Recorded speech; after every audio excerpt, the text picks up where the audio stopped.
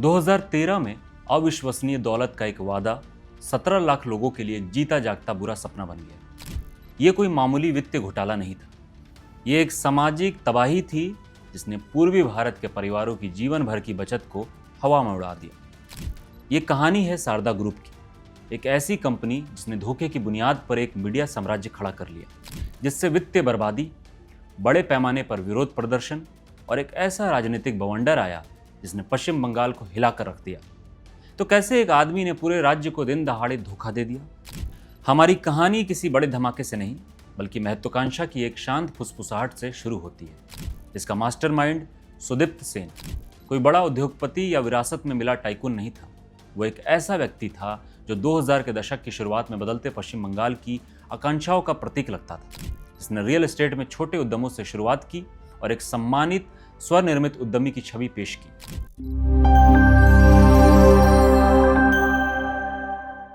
शारदा इतना बड़ा कैसे हुआ, ये समझने के लिए आपको उस दुनिया को समझना होगा जिसमें इसका जन्म हुआ था। पूर्वी भारत के बड़े हिस्सों में, खासकर ग्रामीण पश्चिम बंगाल में, औपचारिक बैंकिंग कई लोगों की पहुंच से बाहर थी। छोटे बचतकर्ताओं की एक पूरी पीढ़ी किसानों से लेकर शहरी निम्न मध्यम वर्ग तक अपनी मेहनत की कमाई को बढ़ाने का एक तरीका खोजने के लिए बेताब थी और पारंपरिक बैंकों द्वारा पूरी तरह से छोड़ दिया गया महसूस कर रही थी। सुदीप्त सेन ने इस अंतर को तो देखा और इसे हल करने वाली समस्या के रूप में नहीं देखा, उसने इस भुनाने के अवसर के रूप में देखा। उसने शारदा ग्रुप की स्थापना की, जो सतह पर एक पूरी तरह से वैध और विविध कंपनी दिखती थी। वो सिर्फ वित्त पर ही नहीं रुका, जल्द ही शारदा का नाम हर चीज पर था, रियल एस्टेट, मीडिया और यहाँ तक कि पर्यटन पर। उसने कई भाषाओं में अखबारों और टीवी चैनलों की एक चौंका देने वाली श्रृंखला शुरू कर दी। ये एक शानदार चाल थी। अचानक शारदा कोई गुमनाम कंपनी नहीं रही, ये हर दिन लोगों के घरों में थी। ये वो अखबार था जिसे वो अपनी सुबह की चाय के साथ पढ़ते थे, वो टीवी चैनलों जिसे वो रात में देखते थे। इसने स्थिरता और वैधता का एक शक्तिशाली भ्रम पैदा किया। सेन खुद भी एक रहस्य था, उसे सार्वजनिक रूप से बहुत कम देखा जाता था, जिससे एक विशाल सफल साम्राज्य का मार्गदर्शन करने वाला अदृश्य हाथ के रूप में उसका रहस्य और बढ़ गया। वो जानता था कि वित्त में धारणा ही सब कुछ है। वो सिर्फ निवेश नहीं बेच रहा था, वो एक सपना बेच रहा था, एक बेहतर जीवन और त्वरित समृद्धि का सपना, जो एक ऐसे ब्रांड में लिपटा हुआ था जो पश्चिम बंगाल की अपनी सफलता की कहानी का एक मुख्य हिस्सा लगता था। उसने ग्रामीण क्षेत्रों के लिए एम्बुलेंस और मोटरसाइकिलों का प्रायोजित किया, राज्य का निर्माण करने वाले एक दूरदर्शी व्यवसायी की छवि गढ़ी। वो एक साम्राज्य बना रहा था, लेकिन जैसा कि सभी को जल्द ही पता चलने वाला था, ये पूरी तरह से कागज से बना एक साम्राज्य था। तो उसने वास्तव में ये कैसे किया? शारदा ने 17 लाख से अधिक लोगों से 20,000 से 30,000 करोड़ के बीच की चौंका देने वाली राशि कैसे जुटाई? इसका जवाब एक क्लासिक, क्रूर रूप से प्रभावी वित्तीय धोखाधड़ी है, एक पूंजी स्कीम। इसके दिल में एक पूंजी स्कीम सिर्फ ताश के पत्तों का घर है। यह नए निवेशकों के पैसे का उपयोग पुराने निवेशकों को रिटर्न देने के लिए करती है। जब तक आप पुराने पैसे के भुगतान की आवश्यकता से अधिक तेजी से नया पैसा ला सकते हैं, तब तक सब कुछ ठीक दिखता है।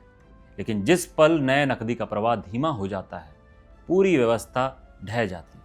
और यहाँ ठीक यही हुआ। शारदा 200 से अधिक अलग अलग कंपनियों के एक उलझे हुए जाल के माध्यम से काम करती थी, एक भूल भुलैया जिसे नियामकों और निवेशकों दोनों को भ्रमित करने के लिए डिजाइन किया गया था। उन्होंने साधारण निवेश नहीं बेचा, इसके बजाय उन्होंने सामान्य व्यवसाय के रूप में छिपी योजनाओं का एक अजीब मेनू पेश किया।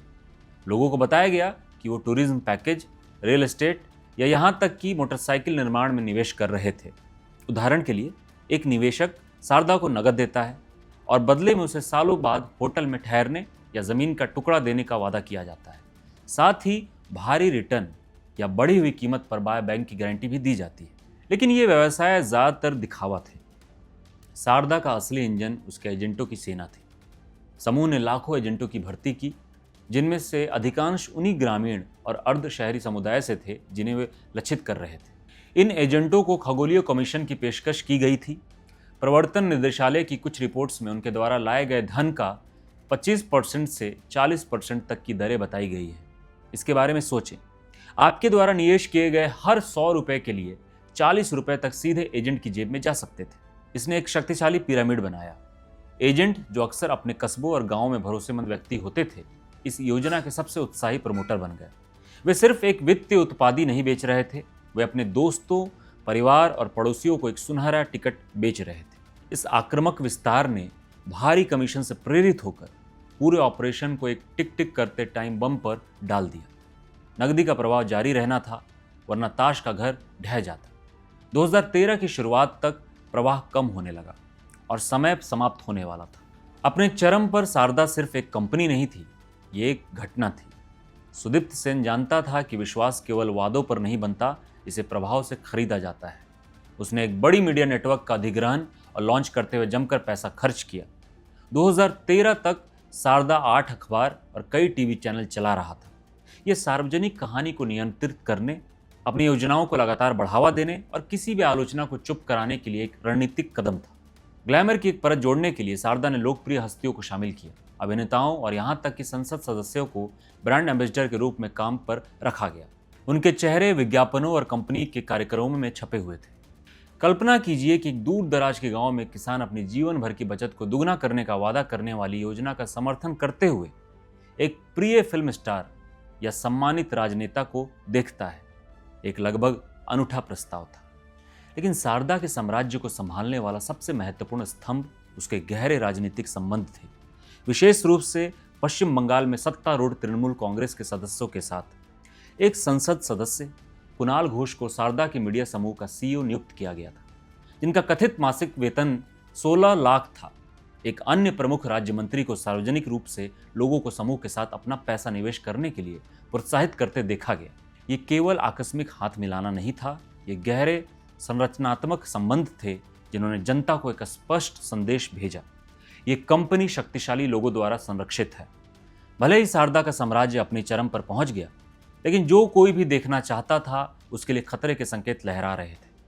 2009 की शुरुआत में ही भारत के बाजार नियामक सेबी ने सवाल पूछना शुरू कर दिया था।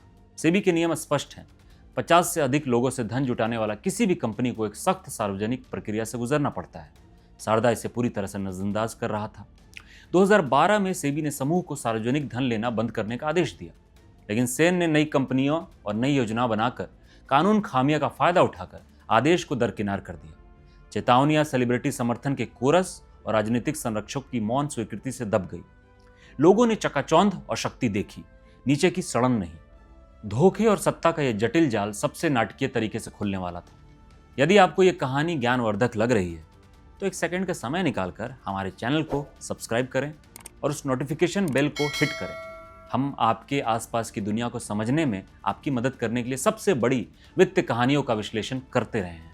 किसी भी पोजी स्कीम के लिए वापसी का एक गणितीय बिंदु होता है, वो क्षण जब पुराने निवेशकों को भुगतान करने के लिए आवश्यक धन आने वाले नए धन से अधिक हो जाता है। शारदा के लिए वो क्षण जनवरी 2013 में आया। वादे पूरे होने का समय आ गया था और नकदी खत्म हो गई थी। सबसे पहले झटके महसूस करने वाले एजेंट थे, क्योंकि उनके भारी कमीशन चेक अचानक बंद हो गए। फिर निवेशकों के भुगतान में लड़खड़ाहट होने लगी। घबराहट एक फुसफुसाहट के रूप में शुरू हुई, लेकिन जल्द ही एक दहाड़ में बदल गई। पश्चिम बंगाल, असम और उड़ीसा में चिंतित निवेशकों की भीड़ शारदा के अब बंद हो चुके कार्यालयों में उमड़ पड़ी, जो अपने जीवन भर की बचत की मांग कर रहे थे। सुदीप्त सेन जानता था कि खेल खत्म हो गया है। अप्रैल 2013 में जैसे ही घोटाला सामने आया, वो गायब हो गया, लेकिन वो चुपचाप नहीं गया। उसने अपने पीछे एक बम छोड़ा, सीबीआई को संबोधित एक 18 पृष्ठ का पत्र।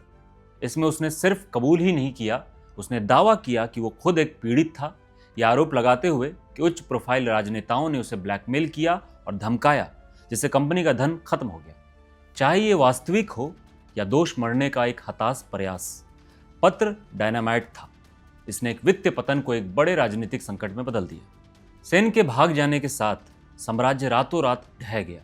टीवी चैनल बंद हो गए, अखबारों ने छपना बंद कर दिया और कभी व्यस्त रहने वाले कार्यालयों पर ताला लग गए। बुलबुला सिर्फ फूटा नहीं था, ये फट गया था। 23 अप्रैल 2013 को पीछा खत्म हो गया। सुदीप सेन और उसके शीर्ष सहयोगी देवजानी मुखर्जी को कश्मीर के सोनमर्ग में गिरफ्तार कर लिया गया।